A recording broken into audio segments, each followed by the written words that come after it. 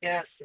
And to be fair, you know, both left and right are getting in the way in some senses of the fix. So that's why it's beyond politics, because neither one of them is acting with the urgency that we need. Hence why we say we're beyond politics. Thank you. And Laura, sorry, Laura, my apologies. Can you tell us a bit about where you were when you first discovered that the crisis is as bad as it is, and what was your pathway into activism? So I think, yeah, realizing as bad as it is, I think I knew for a long time, but realizing that I can also contribute in trying to do something about it. I think I realized when I was back in Brussels after my studies. And there I got in touch with someone from More Than Enough, which is another activism group that's centered around degrowth. And I think for me, it was the first time that I saw some kind of like pretty concrete plan or like a concrete thing that we can work towards, or also quite positive, I think. Like it has a really positive side to it. And yeah, I immediately felt that I wanted to put my energy in that. And then I also got in touch quite quickly with Growth Skills. More Than Enough is a group that's doing more like kind of political lobbying. They're in touch with like forming with unions and talking with parties, whereas Growth Skills is more doing non-civil disobedience, but both are centered around this topic. And then when I went to Germany for my PhD, I kind of felt that I wanted to continue this path of degrowth, which is why I'm also really happy that Scientist Rebellion is taking on this as a campaign, because yeah, this is a topic that I realize I want to focus my energy on. Yeah. So yeah, Scientist Rebellion, and I think any groups in the climate space that understand sort of the crux of what's going on is, yes, we care about the climate and ecological emergency and planetary boundaries and the poly crisis and coming collapse, but it is all being birthed from our economic system. And I think a lot of people understand that sort of generally. And I would love to facilitate for people the ability to speak to exactly how to connect those dots. And I think that's something that we'll look at trying to do later on in this discussion. But you said something that I found really interesting about direct action versus like lobbying or political work, because there is an inside outside strategy, as it were, and some people work in more policy space, and others like us have chosen nonviolent civil disobedience. And I'm curious, I would love to hear from both of you actually, what made you choose NVDA versus working in policy or the plethora of other groups that are doing amazing work as well. Maybe I'll take this one. Yeah, well, I guess it's much like Extinction Rebellion or Just Stop Oil.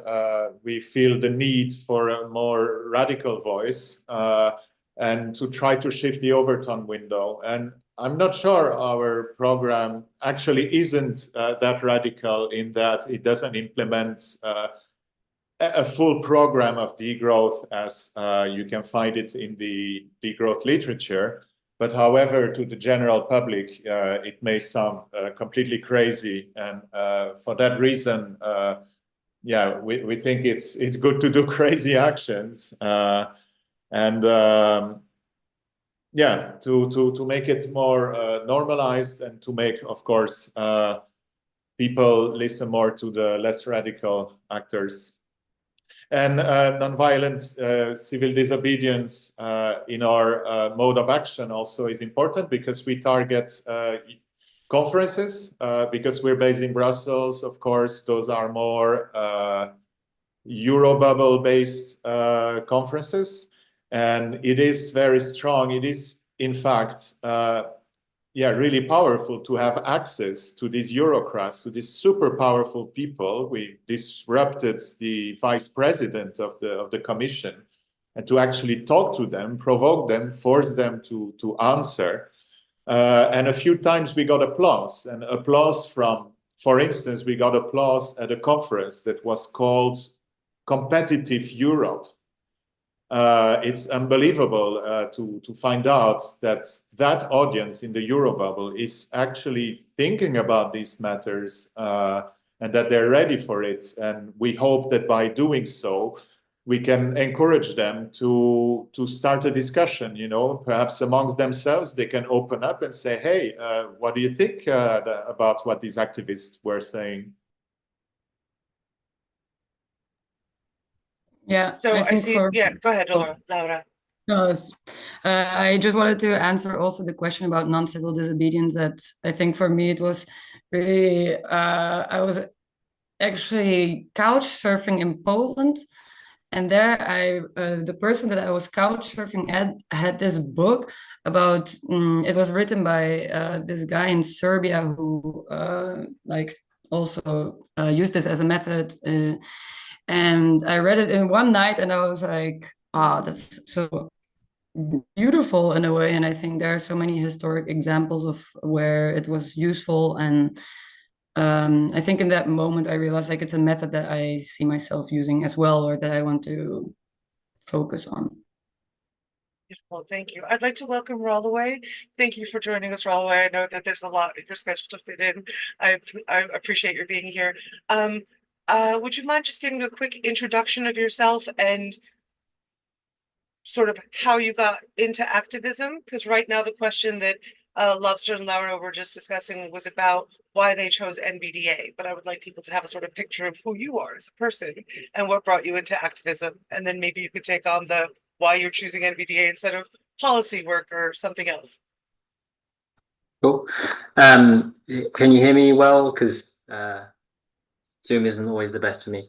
Yeah, I'm sorry I'm late. It's technical difficulties of being on Linux and Zoom and things like that.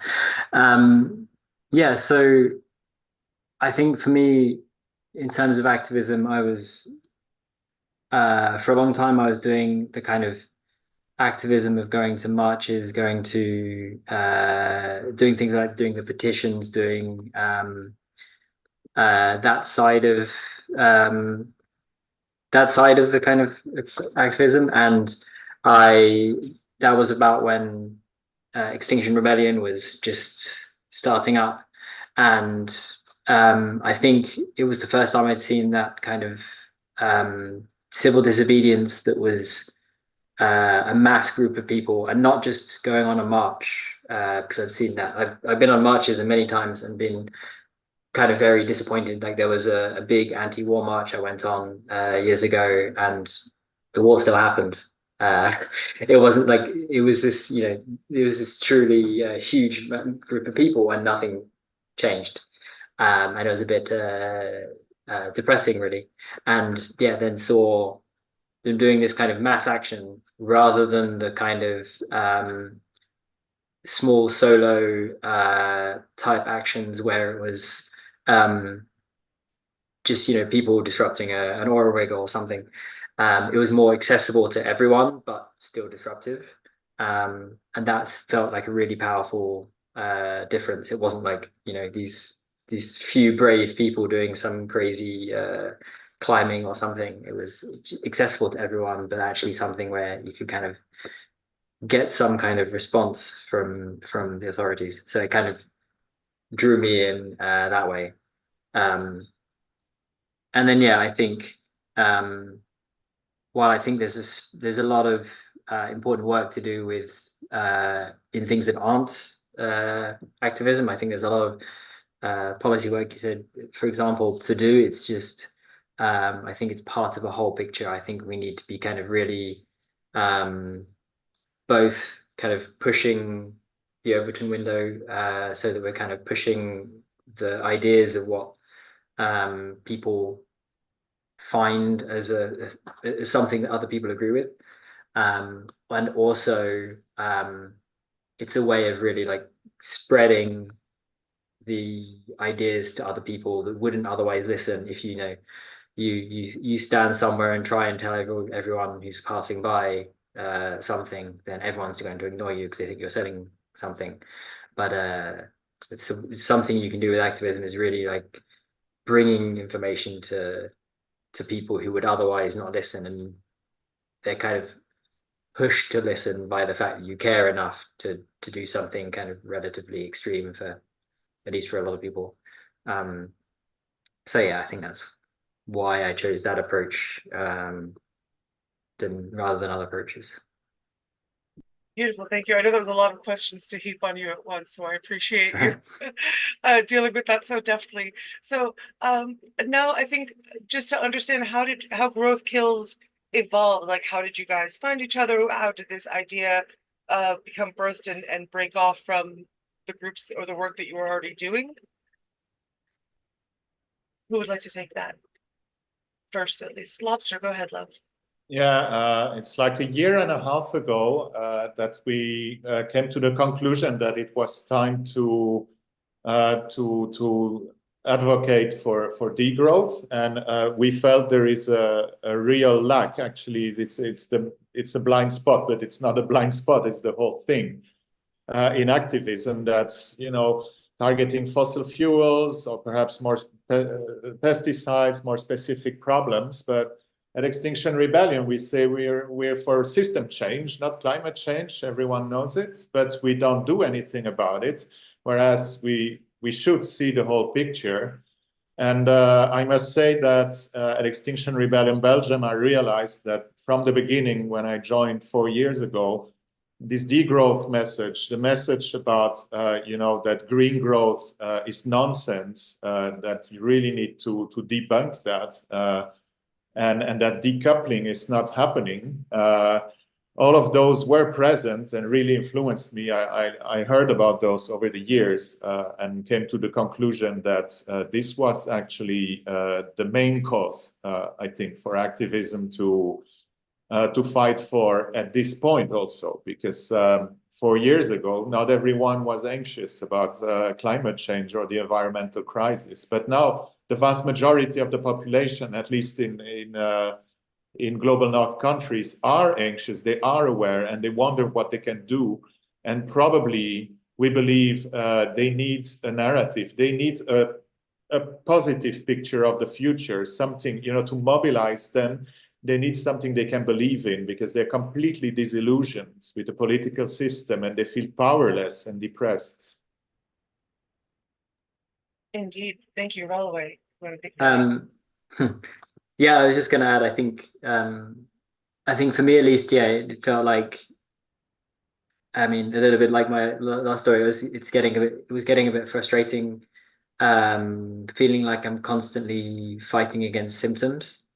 And it was that feeling of like, okay, well, we've got a big win. We've managed to stop them, I don't know, cutting down this forest, or we've got them to not build this gas power plant. And it's like, okay, we've stopped them doing one thing that's going in the wrong direction, but it's still the broad sweep of things is going in that direction. So it's a kind of, it feels like an overwhelmingly massive task to fight all of those things that are going wrong. And so what can we do to kind of fight the system that is making things go in that direction, so that we can push the whole thing in a better direction, instead of trying to fight each of those things individually and kind of spending so much time trying to save one little piece of the whole picture. Yeah, I totally hear that, because I feel like there's so many wonderful groups that are focusing on just a symptom versus the root cause. And while all those symptoms do need addressing, yeah, I personally also very much feel that if we had more of those bodies throwing themselves on the levers of society on the root cause, that would then take care of the symptoms. Agreed. Laura, is there something that you want to share about sort of like exactly how you guys came together and the decisions that birthed Growth Kills as a group? So I have not been present from the total beginning, so I cannot say much about how it completely started. So maybe it's better if Lobster or Robert answers the question. But I also wanted to say that, or add that, that I think indeed is sort of like going to the root, not only about environmental like it's all so much connected to so many different fights, and I think that that's what is so powerful in my view about degrowth, because there are so many fights that are worth fighting but come together in this view, and I think that's really for me big reason why I put my energy in this. I think you highlight something really important there, that so it's not Extinction Rebellion and the sister rebellions like Scientist Rebellion, Mothers Rebellion, etc. We're not just about climate change, right? We're about climate justice.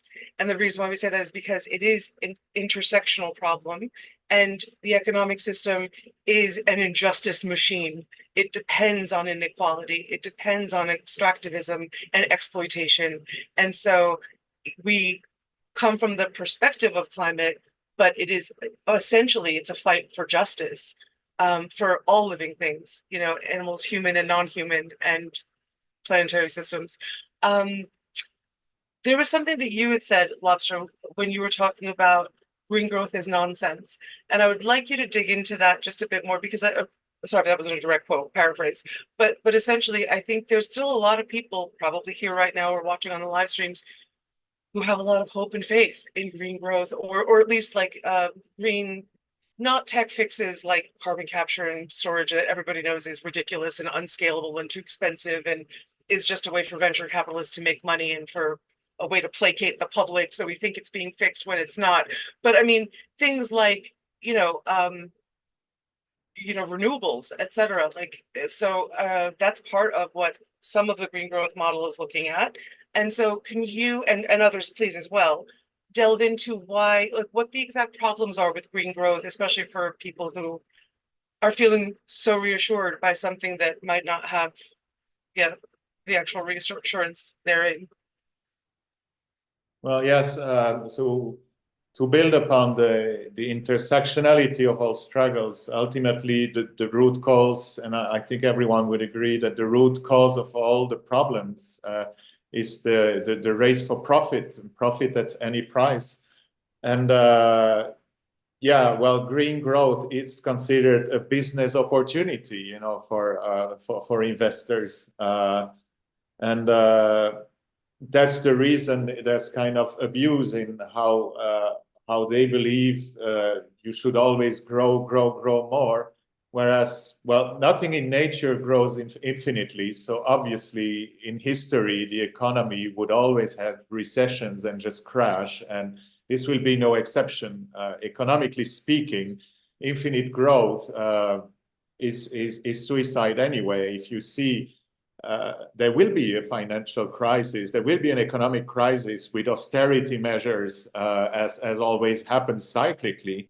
But this time it will be exacerbated by the ecological crisis, which will make it so much worse. And just to mention an example that's not related to climate change, well, just indirectly, 70% of the food production depends on pollinators, and we're killing those pollinators with pesticides, etc. We just need to really fundamentally change our system. And if you think of energy, for instance, you're talking about renewables. Of course, to make more profit, companies want to make it, they just want to fill the earth with windmills and with solar panels, which also consume resources, which also pollute and make people suffer in the mines in the global south, for instance. But no one considers truly, what about our consumption? If you look at consumption of energy, how much can we do? Now we're talking about insulating all homes. That's a very good evolution. But generally speaking, what would happen simply if you take the Paris Accord? What happens if we just decreased our consumption by 55%?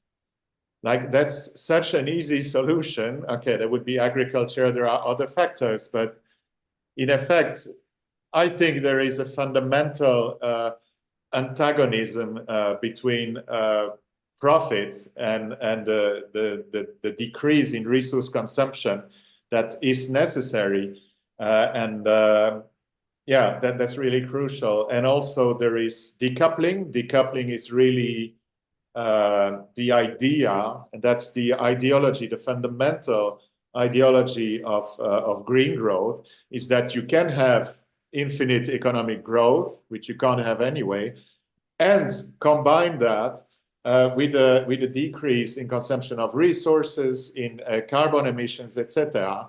And maybe in an ideal world that would be possible. No one knows what technology will bring, but fact is it's absolutely not happening worldwide. The emissions keep going up, the consumption of resource keeps going up, and this is really crucial. They want to make us believe, oh, accelerate the economy, invest more in technology, technology will save us. But then it's not tangible. We don't see it happening. And the Paris Accord goals are right now. The biodiversity crisis is right now. So yeah, we need to move fast. And to move fast, we have to decrease our consumption of resources, whatever the consequences would be for the economy. Yeah, it's something I just want to intervene just to make it clear for everybody watching, because this is being live streamed on multiple platforms, and maybe not everybody is an activist and is exposed to the same kinds of papers and studies and research that we tend to look at pretty regularly. What you mean by decoupling is that so people argue that we can still have capitalism and a growth addicted profit model for our economic system, and that we can break that apart from resource use and greenhouse gas emissions.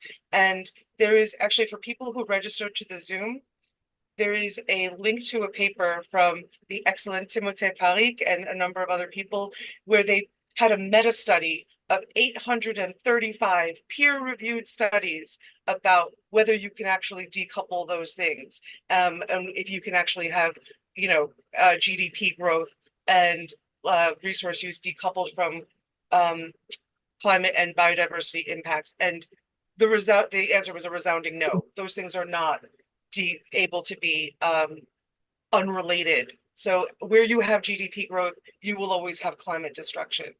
So I just wanted to clarify that again, just to make sure we're all sort of on the same page. Runaway, Laura, did you want to add anything to what Lobster had to say? Yeah, I wanted to say a couple of things. One was, yeah, I think even if you take some level of decoupling, it would have to be a kind of absolute decoupling where there's no link at all between the growth of the economy and the resource usage, because it's just making a job harder. What is it, 2.5% growth per year means doubling the size of the economy in 30 years, which means, so okay, you can say you can decarbonize decarbonize a minimum the economy, then you have to do that whole thing again within 20 years. So even if you have some kind of light level of decoupling, it's still you're still increasing the amount of the stuff you have to make not impact the world around us. But the main point I wanted to say was there's a lot of kind of carbon focus in the kind of green growth narratives. There's a lot of like, oh, we can move to renewable energies and we don't make any carbon dioxide. Or there's a lot of carbon neutral technologies like growing biofuels and then burning them to make electricity, using some of that electricity to capture the carbon again. But that's then influencing all of the other planetary boundaries. For example, that uses a huge amount of farmland to grow biofuels, which are monocultures and hugely damaging to the ecosystems. So it's kind of spreading. If you choose to spread the damage in other areas than carbon emissions, then you can maybe decouple carbon emissions, but you can't decouple all influences on the world around us to be completely decoupled from growth. So then any amount of growth means you're increasing the amount of damage on the world around us, and we're already past the boundaries of what's possible, like what can be supported. So we have to decrease rather than increase. There's not a lot of room to play with. Yeah. Indeed, and a lot of these measures feel like they're just again more kicking the can down the road, while more destruction is being wrought upon our planet and our lives and all life. But I feel like so much of it is just to placate people, like things are being done, don't worry, or this is the new dream that's going to fix everything, instead of doing what we actually need to do, which is ramping down growth, ramping down resource consumption, resource use. And well, sorry, Laura, I wanted to make space for you to, if you wanted to feed into anything with that, Yeah, because I there's just something wanted else to I'd like to, yeah. Yeah, I just wanted to add still that about like technofixes or even just renewable energies and stuff like this. I think that it's really important to know that we are not against innovation, or like it's not that that this is something completely unlinkable with degrowth. I think that it's degrowth is about creating a conversation about what is needed to live like a life that makes you happy or satisfied within planetary boundaries, which makes everyone be satisfied within planetary boundaries, and what is needed to do that. And I think that for that we can use also innovation, but it's yeah, as Runaway and Lobster also already talked about, like it's being used a lot as a narrative for growth, which is not really good. But I think it's important to say that it's not that we are against innovation or technology or yeah. Yeah, we're not Luddites that want to go back to living in trees. Exactly. Lobster, go ahead, Love. Yeah, I want to add also to build up on Laura and say that degrowing the economy, abandoning GDP as a measure of economic success doesn't mean exit capitalism. It doesn't mean that there would be no economy at all. It just means you have to control it. And there being an economy, indeed, there would still be innovation. It's about getting rid of the excesses and accepting that the economy could degrow. But yeah, it doesn't mean that history wouldn't keep going forward, or there wouldn't be as many or more, actually, just more innovation and progress for the well-being of people, because that's what matters, of course. It also doesn't mean, you know, the energy sector needs to degrow, agriculture needs to degrow, or at least meat production. But healthcare and social security and other sectors that are good for everyone's well-being and our survival, they still need to grow. Or at least, maybe it's not that they need to make money and make profits, but at least they need to become bigger. Innovate, yeah, as well. Yeah, I think there's a couple of things in there. Sorry, go ahead. Did someone want to say something? Oh, there was. I was just gonna say, I think so.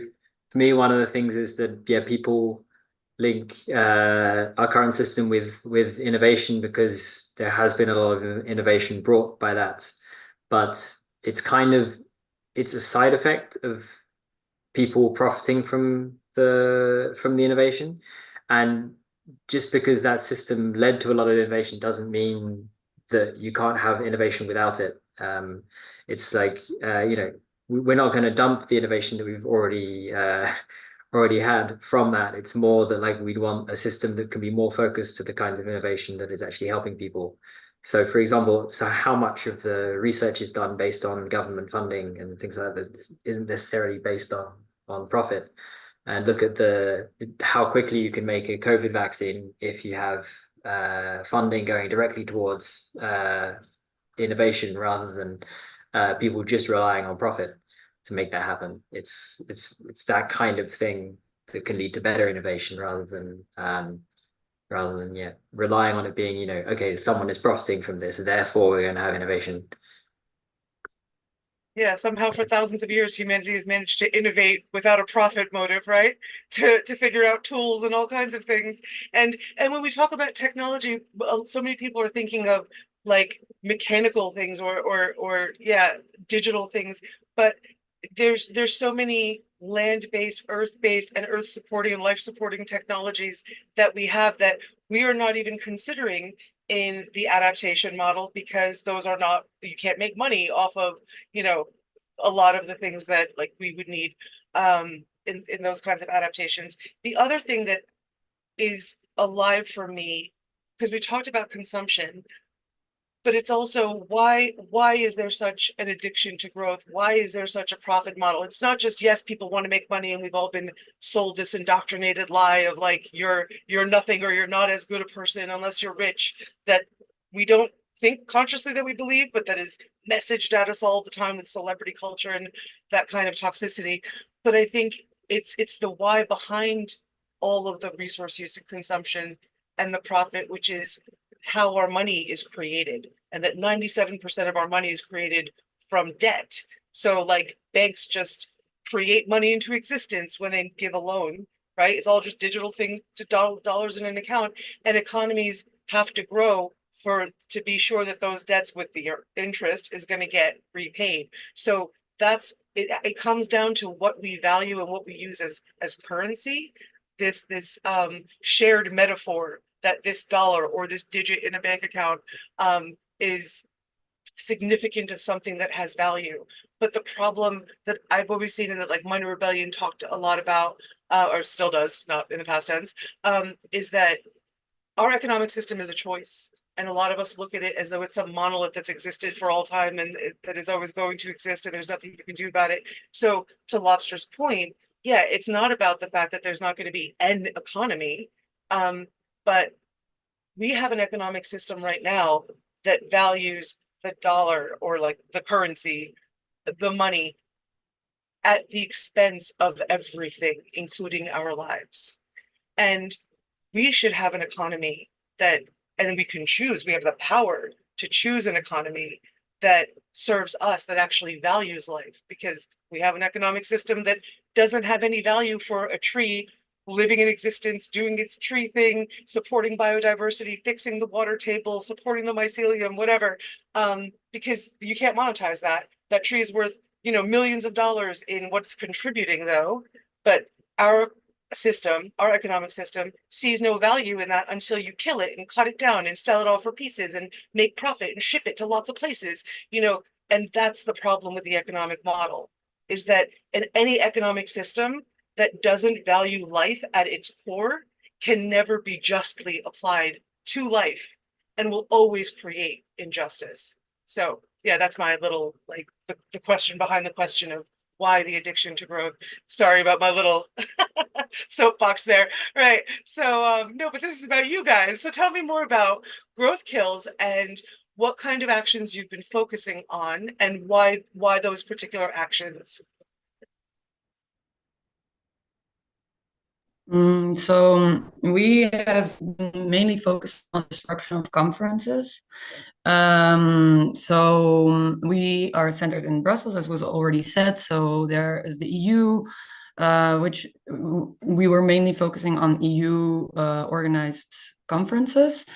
And yeah, I mean, pick any conference, it's about growth, like, or green growth or anything. So basically you can always go to any conference. Okay, but we try to find conferences that are in the topic of green growth, competitiveness, anything that's in that area. And then yeah, basically try to do some research to find something specific to say about that conference. Then we go there, we disrupt the conference, and basically choose a few people from our team that then speak up and say what we have prepared. I think that that's mainly what has been our activism. Then we also sometimes spray paint, like we have tags, we put posters, but yeah, the main thing is the conference disruption. And I think for me personally, why I think it's a kind of efficient way to go, or like something that I like to do in a way, is that because it's quite, you just, after a few times that you do it, you know what you want to say, so you don't have to prepare so much anymore. It's not super energy time consuming, because I'm thinking about sustainability of activism also, and but it has impact. It has impact in direct impact on the people there. Also, I think it's, yeah, as also Lobster mentioned before, like you get a response from the public or like the people that are at that conference, which I think is quite interesting also. Not like it's mixed, but always interesting.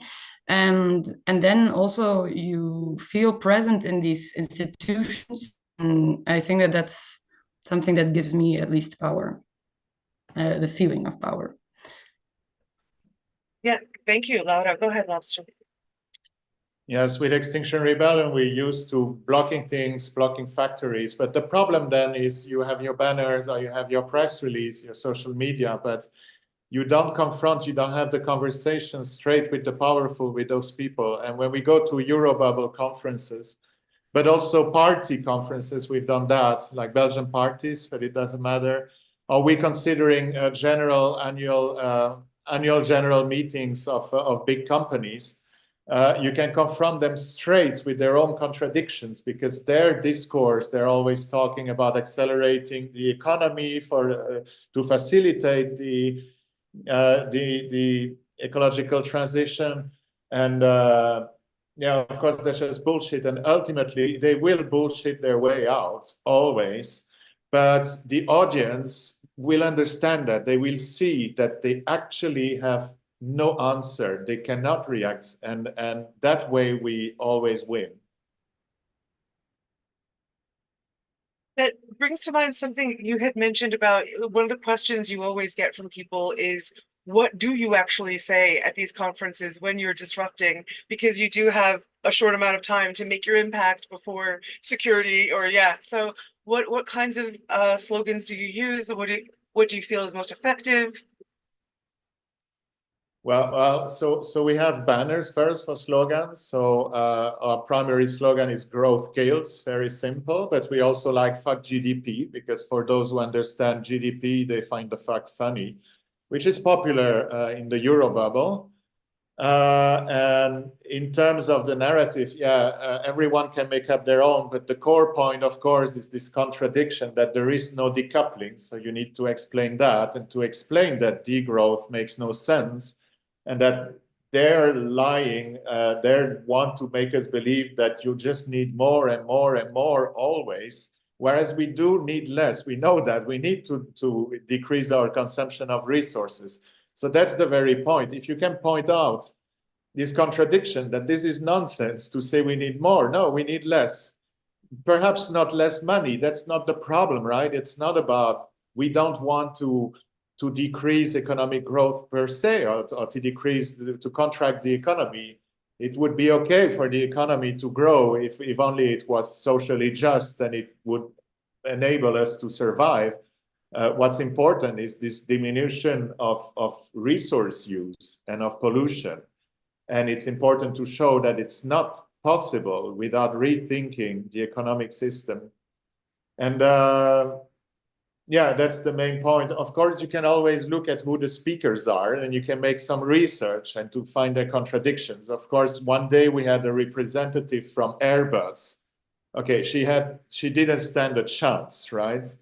There was a representative of Intel. That's a bit harder, because last year Intel halved their CO2 emissions. But then you need to think about how about the consumption of resources? How about those minerals they use in their production? And how about the energy consumed by the end users of their processors, whatever, of the whole supply chain? So you need to think a bit and just show, you can show with the examples, when there are representatives of the private sector, you can just show as an example that their business simply will never become sustainable. And Yeah, then and you I can think add a question, you can add a question also, like, do you believe, if it's to politicians also, do you seriously believe that there will be decoupling at some point? Do you seriously believe that we will reach the Paris Accord objectives? Look at the curves, look at the evolution. Like, when will the inflection point be? We need all this by 2030. When will it even start decreasing? Yeah, and to your point about, like, it's not necessarily about economies contracting. I mean, I think financial contractions based on the fact that there isn't real decoupling with financial growth and resource use. I think financial decoupling seems like it would be necessary, but I think economically speaking, economic growth can still happen if we have an economic system that values life and sort of the things that we actually need, which is not more stuff, but you know, more time with our family and friends, more work that feels purposeful, etc. Those kinds of economies can grow like crazy because those are the things that we actually value as human beings, that we've been hoodwinked out of and that we've been atomized out of into this aggressively individualistic, like, you know, sense of disconnection from the planet and nature and each other and ourselves. So we've, yeah, just become good little consumatrons, as George Sacraclides likes to say. I think one last question for me, and I know we have lots of questions in the chat, so I definitely want to get to those. One thing that I want to address is that I know there's a lot of concern. Okay, one of the challenges we face in lots of activism is having to upskill and educate the public about the thing that we're advocating for, because they're being kept in the dark about the problem because the media is run by the same billionaires that are using this profit model and nobody wants to educate them. So one of the things that we always face is this challenge of having to educate people so that they can care. Runaway, sorry, did you want to say something, love? Or I had a response. I wasn't trying to cut in. I was just thinking a response to what you were just saying. I will come to you first. And so I guess the question I was getting on my way to is essentially that some people hear degrowth, particularly in like the global south, and they're like, but degrowth to us means poverty, right? It means like our economies, which have already been historically suppressed by global north banks and companies, like why should we have to degrow when we've already been extracted from and, you know, over exploited? Like, so I wanted to talk about that piece of it, but Rolway, feel free to respond to what piece you want to respond to first.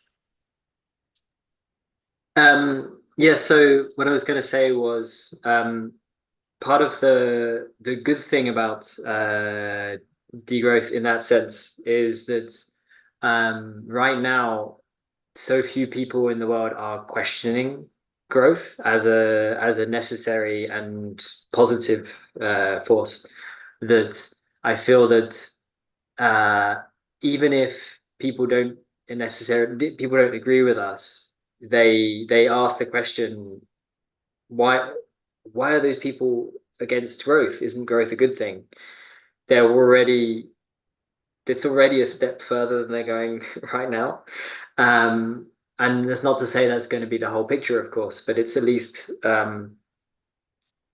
it's, you know, something that's having a power already without even them understanding anything beyond the fact that we're against economic growth per se, like as an aim. And so yeah, I feel like that softens the need to kind of explain, because there is a lot in there, and that's also why so we try and not use the word degrowth in a lot of our messaging, is because people hear degrowth and they think we are asking just for an end to growth on its own, which means we would then be going into some kind of recession, which is of course not what we're asking for. So basically there's a lot behind the like not having growth as an ideology that we're trying to kind of carry with with not a lot of words. So yeah, it can be quite difficult, but it's again why we're kind of trying to kind of step away from using degrowth and try and talk more about how growth can be a bad thing as well as a good thing, and why it's not necessarily good. Yeah, I also think it's really important. Oh, sorry. I didn't mean to No, cut you go off. for it, go for it. I thought I think it's necessary and important to underline in this upskilling of people's understanding about the ideas around degrowth, that it's not just austerity slashing growth across the board for everybody, right? It's about the just transition and the fact that some economies will need to grow because they have been historically suppressed, and that there's a justice model to it, but the degrowth that we're focusing on is specifically for are the societies that are overrun with consumerism and stuff, and all this sort of surplus profit addiction that is not actually serving human happiness, which studies have again and again proved that beyond a certain baseline point of income and needs being met in like Maslow's hierarchy of needs, more money doesn't make you happier by any means. It oftentimes can have the opposite effect. So I wanted to quickly just hear from Lobster, and then I wanted to hear what your demands are, and then we'll take questions from the audience. Yeah, I think some people think we should get rid of the economy, but that's quite a nonsense, because by definition, an economic system is a system to allocate resources between production and consumption, so people can get the resources they need. And our current economic system, neoliberal capitalism, does that to some degree, but also it provokes a lot of inequalities and a lot of wealth that a few people, a few rich, actually don't need. And also half of the world's food is being wasted. And it's marketing is constantly pushing us to buy products that then break after a year or two because they're programmed to break. So our production this economy is extremely wasteful, and the important thing is to learn, well, to control it. And to control it, I read here in the chat, do we need to nationalize essentially? Well, yeah, in a way, yes, certain sectors definitely need to be nationalized. I wouldn't go as far as saying that everything should be nationalized. It should be more controlled with taxes, and perhaps some sectors that are beneficial could have still a free market and competition. But what matters here is to make sure to organize the economy in an efficient way to not destroy things, not produce and waste things, and to get everyone what they need. Laura Rollaway, did you want to share anything, any other ideas? Or so I wanted two things. One, to hear the list of growth kills demands, because I know that you don't talk specifically about degrowth in your demands. The other thing that I'm just going to drop a link in the chat. There is my favorite article that I will share everywhere from the Foundation for Economic Education, and they, well-respected foundation. They do school curriculums.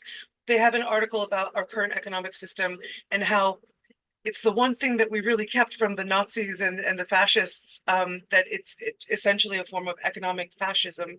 It's a beautiful article that I hugely encourage people to read, that I'm a huge advocate for. So I'm going to drop that in the chat. And then I would like to hear from whoever would like to share, from whomever, whatever, English teacher in me, apologies, would like to share your list of demands that Growth Kills makes. Yeah, I can list them. I don't know them by heart, but I have them here. So just saying. I also think it's important to say that these list of demands is like we came up with them, but they are flexible, like open always for feedback. And I also think it's important that every country or every group sort of makes these demands, like adapts these demands to whatever context they are in. Or however they see fit. But yeah, our demands are ban consumerist advertising, make companies pay the true cost of their activities, ban and cap overconsumption, pool resources, and create a sovereign citizens assembly, which is something that's also important to us because it kind of focuses on this thing of, in the end, it's about creating dialogue about what is needed, and this should be a democratic process everyone is involved in. And that's why we think, in a way, like we thought about this, that it could be actually just our one demand, because in the end the demands can be all decided by sovereign citizens assembly. But yeah, these are our demands. Lovely, thank you. Yeah, go ahead, Lobster. Yeah, to be honest, our website is due for an update, and we've been discussing to rearrange the demands. We're not quite sure how to put it, but as a first demand, it's very important that we ask that governments abandon GDP as an index of economic performance. As for, ban consumerist advertising, we could also add obsolescence, but just generally speaking, it's just get rid of consumerism and have the government or the states, whichever way the state is organized, have it ban consumption of wasteful products and or cap it, just control the economy as much as necessary. But fundamental in our approach, which is basically fundamental in all writing on degrowth, is the idea that citizens should have a say and even control the economy. So we want democratic control with the sovereign citizen assembly, but at other levels, perhaps at the level of production also, because we believe that citizens who are empowered and who are aware, who are informed about the challenges, take simply together, they take more rational decisions than governments take, because they are under the influence of shareholders and companies, essentially. Excellent. So I know that there's been a lot of questions in the chat, and I love the engagement. And I know, Runaway, you've been working really hard to answer those, and I appreciate it. So rather than sort of slowing down this question and answer portion by me trying to see which ones have been addressed and which ones are still alive, I'm just going to ask people to raise their hands if you still have a question. And then you can, or if you're not comfortable being on camera on the live stream, I understand. I'm not going to spotlight you on the video, but if you don't want your voice to even be here, you could just restate any questions that are still open for you in the chat so that we can organize them well. I'm just going to keep an eye out for any hands. Oh, Aiden, I'm gonna unmute you. Go ahead and ask your question, love. I'm unmuted now. Hi, I think this whole thing's great, and hi Tatiana, I haven't seen you in ages. I miss you so much. Go ahead. What I'd be mostly interested in is when you've done these actions at the conferences and stuff, what have been the responses from the people that you've been sort of protesting? Like, is there like sort of main themes that they criticize us back on for this? Yeah, that's you know, what feedback are you getting when you're protesting this, like good or bad? Thanks for the question, Aiden. Go ahead, Lobster. We barely get any feedback from the audience. We disrupted perhaps 10 conferences. Twice we did get applause, and those were Eurobubble conferences. So that's just fantastic. That's everything we want. The other times we are not sure what they want, what they think. Some of them insult us, of course, but it's always a minority. And perhaps to talk about the reaction of the organizers, security forces will always intervene, but actually what we do is completely legal. And for them to use violence is illegal, so we have every right to be there. And usually their reaction is about pressuring us, perhaps in the worst case, pulling us by the clothes or something, just pushing us out, harassing, if you like. But we do get time to yell as long as we want, essentially, which is really good. And a few times even we were invited. That was really gracious by private sector people. Actually, they invited us. They offered their chair and they said, "Okay, let's have this conversation." And it worked out quite well because we could always respond and have a long discussion. And actually, that time, the one I think of, where we talked for like half an hour with them. That's one where we got applause. Beautiful, thank you for that. I wonder, yeah, if people want to get engaged with Growth Kills, what would be the best way to do so? I would like to give people a pathway if they're interested, because I mean, Scientist Rebellion is adopting the growth, like going to coalition with the Growth Kills movement for its ongoing campaign, because obviously the economic system is a problem, like is it what we see as a problem as well. But I mean, if people want to get just involved independently in Growth Kills, what would be the best pathway to do so? Yeah, Laura? I think, I mean, I think that scientists are in a perfect position to do this because you have access to institutions, you have access to conferences, you have access to things that others don't have access to. And I would use that access to basically put these topics in the spotlight in whichever way you see fit, whichever way fits best to your context. And I think looking at our sites, other resources, looking at our demands, adapting them to your own context, which I think, like, once you start thinking about it, it's so ingrained in everything that it will be easy to think about ways that you can do something with it. And then trying to use these resources, use these demands maybe in actions that can be like disrupting conferences or disrupting talks. Like, this is, I think, really possible, but also other things are possible. We have some suggestions also on our site. Yeah. Is there a way that the Growth Kills group can help offer support to people who are looking to disrupt conferences as well? And also, what other targets are there? What other actions can they adapt this Growth Kills sort of model to? I know you've done mostly conferences thus far, but there could be potentially other targets, and what support can people anticipate? Yeah, so you have the action group, signal group. So anyone can there contact us if they have any questions. We are all in there. I can speak for myself that you can always message me if you have any specific questions, if you want to call for any preparation or any kind of resource needed. And then I think other like targets would, because I'm also active in Scientist Rebellion Germany, and I was thinking about how can I immediately put that into action in Scientist Rebellion Germany. And for example, we have been thinking about that there's this pension fund in Germany which is related also to scientists, and it's I mean, the growth narrative is in everything, and so we were thinking about going to one of their events, and then in a way also disrupt it in, so it's not like a maybe political conference, but then like you can find also maybe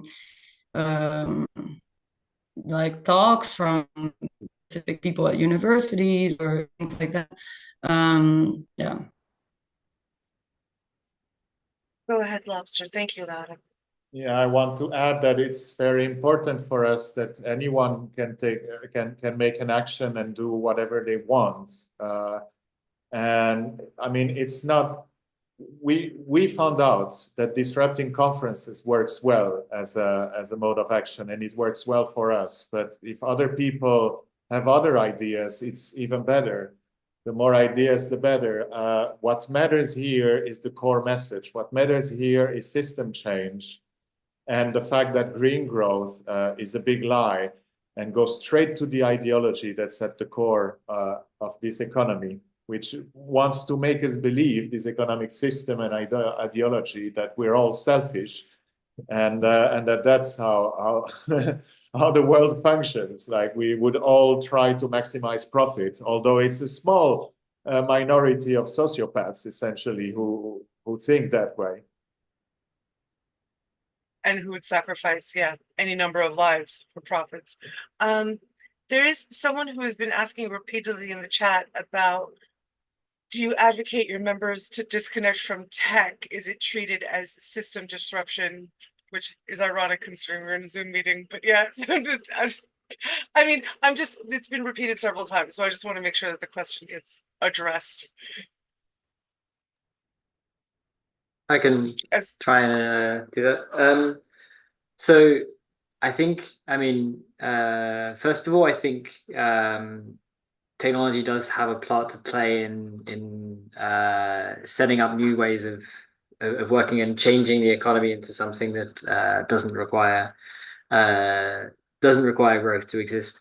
But I also think that it's not, we're not saying anywhere that people moving away from technology is a bad thing. It's more that it's not something we're focusing on because we aren't. I mean, I feel like I've said this a few times in the chat, but we don't claim to have all the answers, and any small group of people who are not experts on a wide range of issues aren't and are claiming to have answers to everything are probably making something up. Basically, we're saying that we know that the system needs to change, and we want people to be given the power and the time to be able to look into all of these issues and make their decisions. And that's how citizens assembly work. You know, it's you get like jury duty, you get paid to you have your wages covered while you're doing this, so you have the freedom to really take the time to learn these things. We don't have the freedom. We're stuck in the system where we have to be working all the time in order to stay afloat. So we don't have the time and the energy to be learning all the answers to these things. And I do think that there will be less constant connection involved in economy that's degrown, because there's a lot more focus on local, because that means less transport, less moving things around unnecessarily. So I think, yes, there will be less connection, but it's not something we're pushing for as part of growth kills. And it's funny because, you know, like a lot of the right-wing talking points are like, they're going to restrict you to 15-minute cities and you won't be able to move out of your zone.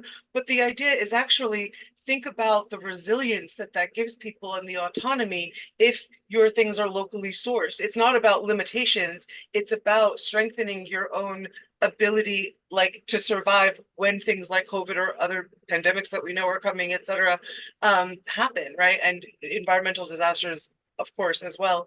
There's a question about, the more I think about the implications of this campaign, the more I think existing powers will see us as a serious threat if we become successful. What are your thoughts about how to prepare for how they will attack us? Do you have a billionaire bunker we can all share? No, just kidding. Yeah, but what, or even like what messaging, because I know there's, you know, there's lots of talking points about supporting capitalism. We've all been at some point or another indoctrinated in it, you know, so there's innate support for it because of the thinking, and that therefore the propaganda works really well. So, but what are your fears? So it could be messaging wise, but it could also be, you know, there are very powerful people who are absolutely not going to brook this message or any success in such a campaign. Is that something that you've considered, and what steps do you take, or what steps do you perceive having to take to protect yourselves?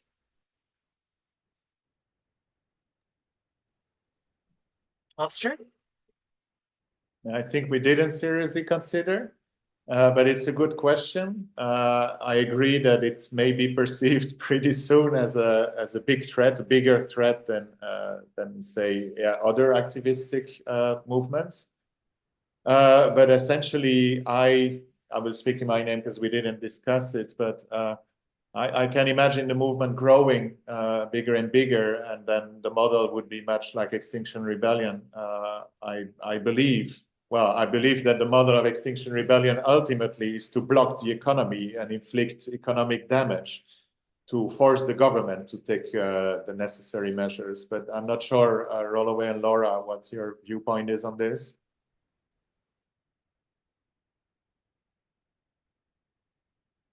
Well, I think also, yeah, Extinction Rebellion uses economic disruption to get attention, because otherwise, you know, as Rolaway mentioned, infinite numbers of marches and petitions and whatever, and marches are so ephemeral and they come and they go and nothing has changed. The street sweepers come, the posters are cleared away, and it's like it never happened. And it's because of people's desperation to get the truth to the public that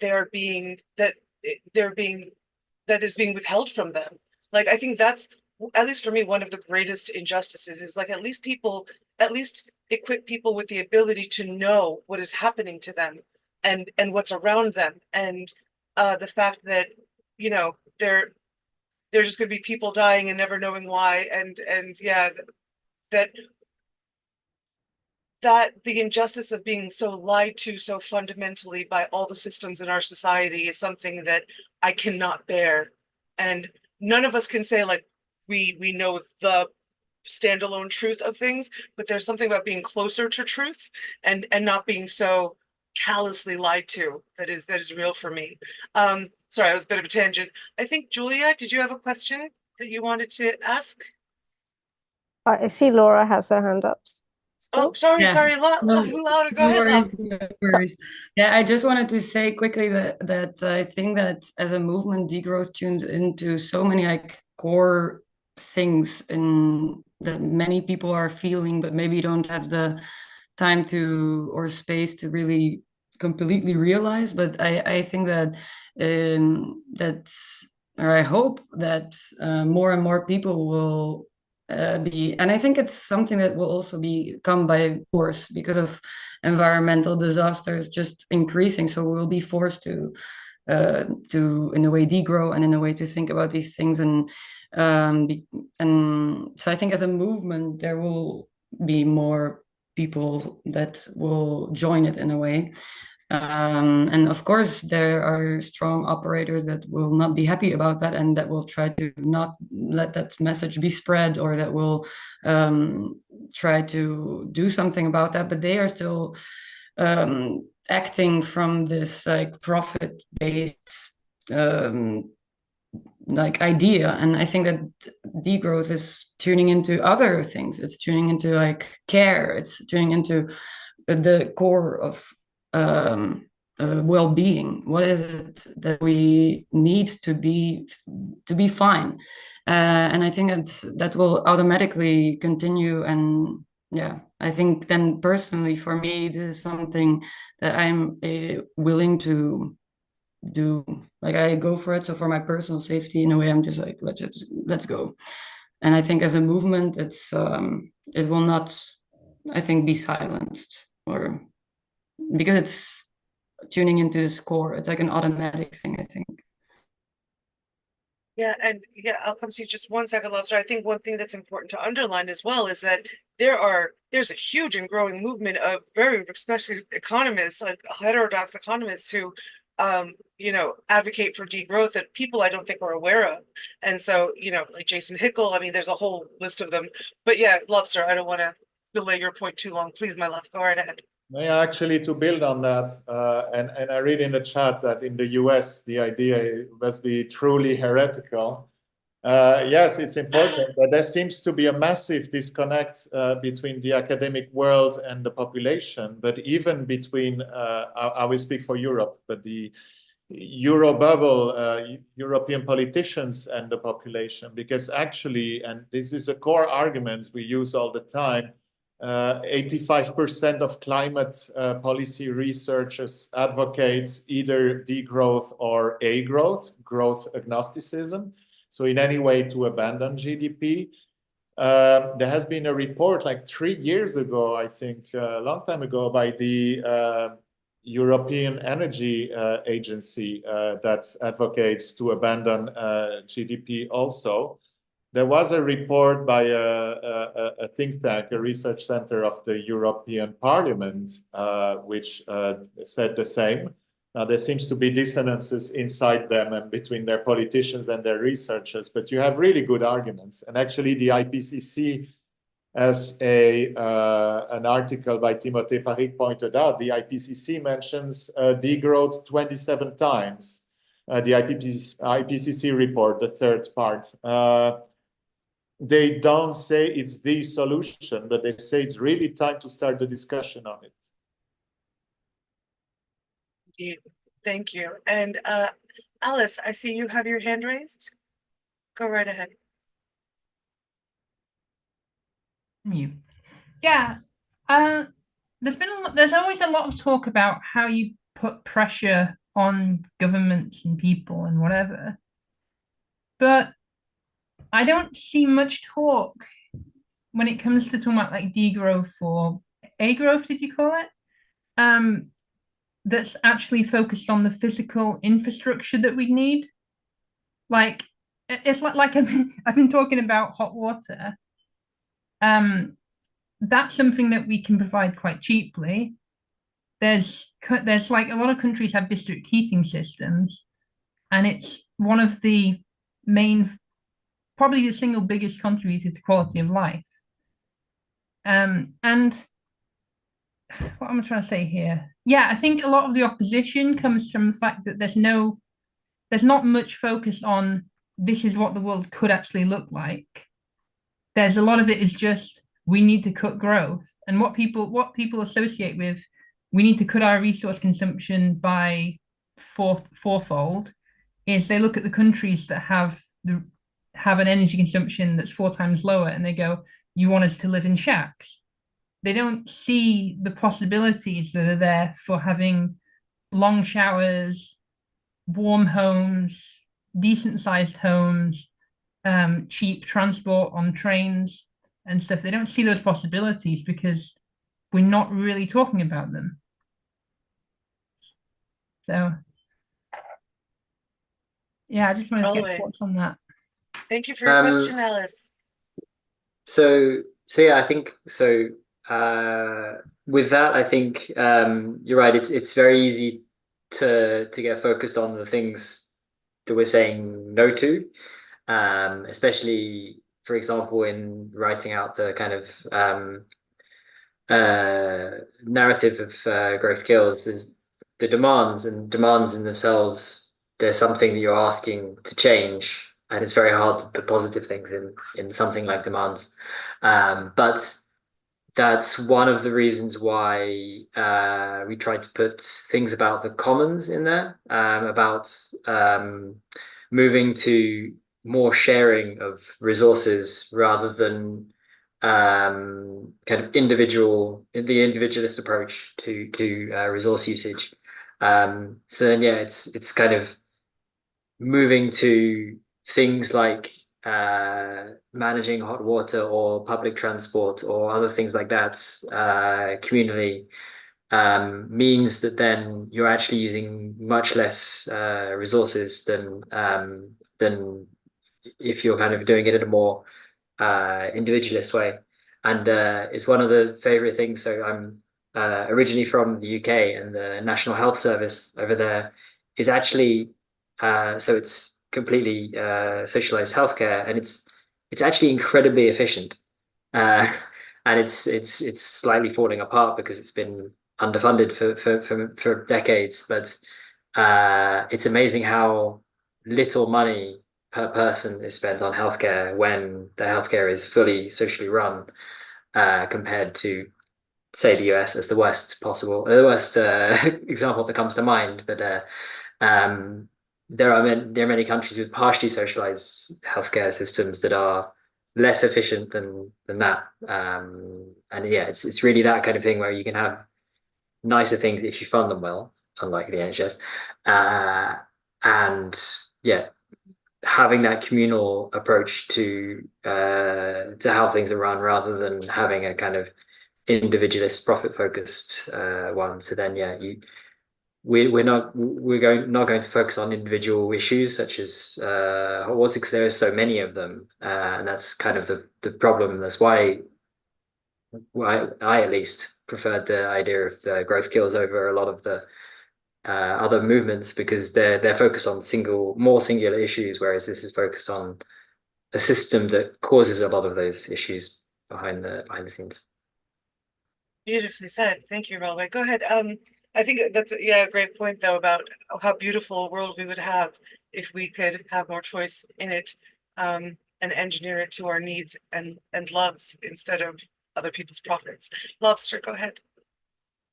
Yes, I must admit that we didn't focus so much on building a positive vision of the future. And when you were talking about public transport, not only should you explain that we need and say that you need public transport for everyone and efficient, but also probably to to provide an image of everything that's possible with such public transport and what it means in practice and what that life would look like.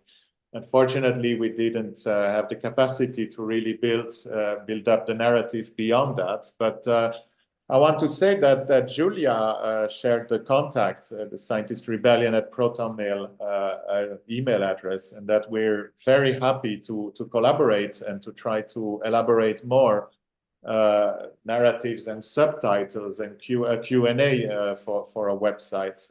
We want to, yeah, sure, we want to work together and grow bigger, and we're sure that many people, many of you have many good ideas we didn't think of. Yeah, and I think that's a good point. I think that something that happens in activist messaging a lot is that we're so strident on the things that we're advocating for and wanting people to understand that it's a balance, right, of both like the harm that's being done to you that you don't know about, but also like the beautiful future, because it's not just, it's about the inspiration as well. Speaking of inspiration, I usually at the end of these Scientist Rebellion talks, we do a quick little like overview of Scientist Rebellion that I'm going to launch into now. So thank you, obviously, to Runaway, Lobster, and of course Laura for all of your work and your amazing activism and the self-sacrifice. Scientist Rebellion is really excited to be combining forces with you for our campaign, and yeah, just growing the understanding about degrowth, essentially. So I'm going to just go through a very quick number of points about the science and the what Scientist Rebellion is about. And I don't know if I did that right. Am I spotlighted? Is someone else spotlighted? I don't know. Okay. Oh yeah, no, I still have, okay. No, I'm just figuring out tech things. Sorry. Thanks. Okay, I think we have it now. Let me share screen very briefly, and let me know. Julia, can I get a thumbs up if you can see my screen? Yeah, I can see your screen. Okay, fabulous. So just a quick overview of Scientist Rebellion for those of you who may be unfamiliar. So virtually all countries have agreed to prevent dangerous anthropogenic interference with the climate system in 1992. But today, CO2 emissions are 60% higher than they were then. So for 2023, which is, yeah, not a new normal, because it's going to keep getting worse, we saw disaster everywhere across the world, record-breaking temperatures over 1.5 degrees Celsius over baseline for the last, I believe, full year in a row now, 12 months.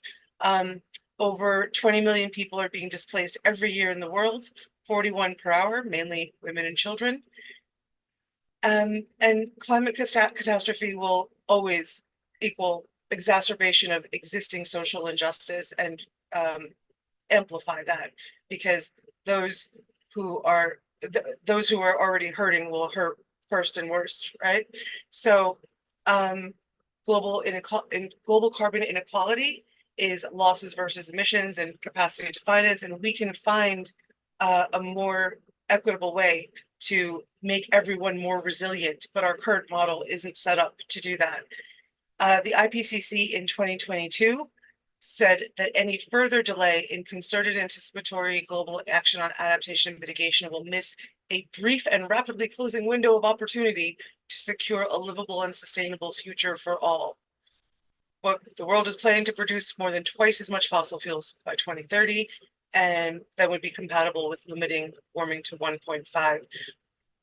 So as well, this is not an issue to do with information or communication. Everyone is producing the data, but the scientists aren't being listened to. This is a problem of power and our economic system and those who hold financial power within it. So we need to be rethinking what the role of scientists and engage with how social change happens. Sorry, just moving something slightly out of my way. And our global movement is formed mainly from scientists and academics from all disciplines and all levels. Also, you don't have to be a scientist to be part of Scientist Rebellion. I am not a scientist. So it's scientists and their their allies, their supporters, those who want to advocate for the science. It's about scientists putting themselves on the line to get arrested, to heighten this as a problem for society, for people to notice their sacrifice and think, well, maybe there really is something wrong if even the scientists themselves are now engaging in this. So it's about engaging in civil disobedience, protest, and disruption. We're a decentralized group and horizontal, meaning we don't believe in the traditional sort of hierarchical organizing. We try to be as distributed in power and organizational power as possible. We have over 1,000 scientists and allies in over 30 countries. And if you would like to join us, there is a QR code there, and there's also the donation code at the bottom. So we have country level actions. You can start a local group. We need a lot of help on like the back end with things like comms and social media and producing these talks. So we both have like local group actions and country level actions. And then we also do global campaigns and internationally synchronized protests where we're sort of all doing something on the same day or week.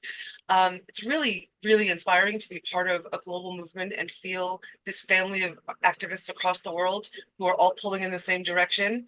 And Scientists on Trial specifically needs your help because we have many scientists on trial who have undertaken these actions, and over 50 of them right now are facing trial. So we would really appreciate anyone who could donate to help support their legal fees and lawyer fees, etc.